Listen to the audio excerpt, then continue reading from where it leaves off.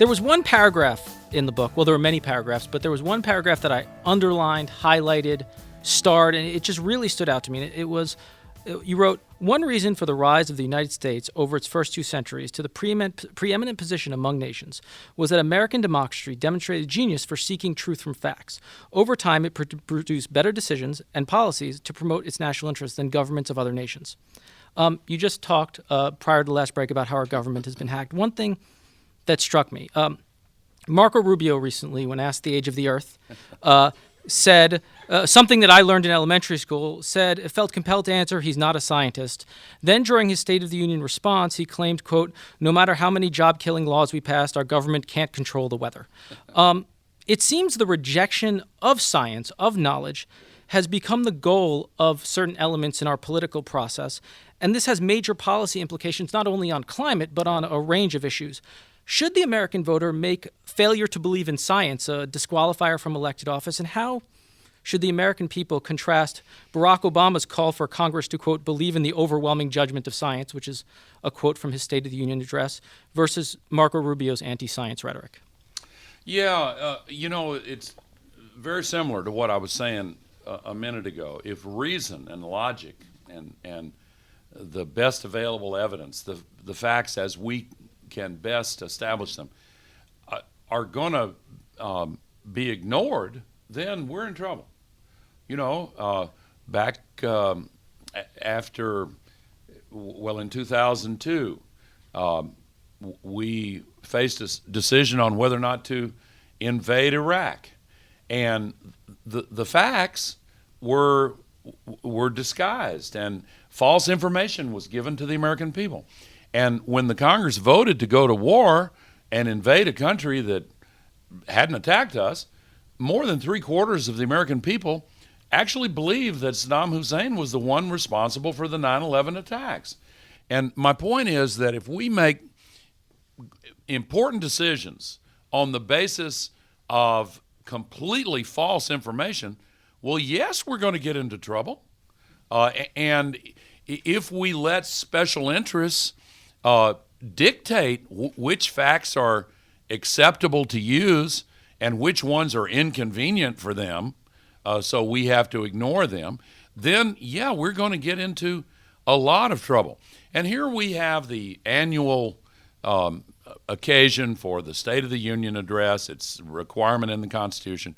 And over the years, the tradition has grown up for the opposition party to have a response. And for them to put on a response to this constitutionally mandated State of the Union address and have it come from somebody who says that global warming isn't real is pitiful, really. And it's dangerous because we need major political parties, both of our major political parties, to operate on the basis of fact and not be told what's acceptable to believe by big polluters in this case. And it is extremely dangerous. Today, we will put 90 million tons of global warming pollution into the Earth's atmosphere as if it's an open sewer. Back in the end of the 19th century, there was a doctor named John Snow in London who connected the dots to figure out where cholera was coming from. It used to be one of the biggest killers. And he overlaid the cases of cholera during an epidemic over the sewer map of London and traced all of the dots to a single pump on Broad Street. And then soon thereafter, Pasteur discovered the bacteria that were causing the disease and all the deaths. Well, we have to connect the dots.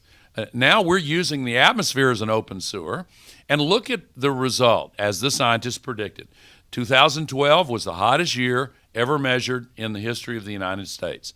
We had 60% of the country in deep drought, a little more. So a lot of it's still in drought. We had those massive fires in the West. We had the biggest outbreak of West Nile virus ever. Half the North Polar ice cap melted last summer, and the storm track and jet stream are going all haywire. We had $110 billion of climate-related disaster damage, and Superstorm Sandy that devastated parts of this city and New Jersey. I remember some of the deniers and skeptics back when my movie An Inconvenient Truth came out. They were bitterly critical of a scene in that movie that showed ocean water going into the World Trade Center memorial site. They said that couldn't possibly happen. That's irresponsible. Well, it happened at the end of October, way ahead of schedule.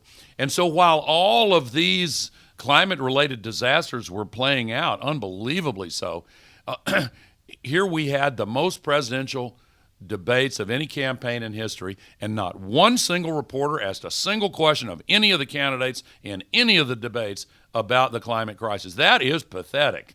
And to have that kind of shameful performance or lack of performance, and then then we come to the State of the Union, and the official response is by a global warming denier.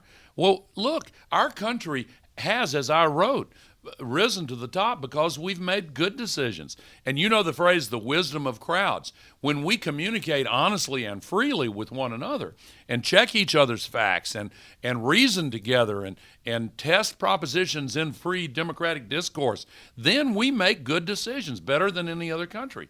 But when the press doesn't even bring up the most important challenge we face, and one of our major political parties casts itself as an anti-science organizational ignoramus, then of course we're going to have a more difficult time making the kind of high-quality decisions that have been the secret to America's success and the reason why we've inspired people around the world. Now let's go to... I feel strongly about this. Clearly. Tell us how you really feel.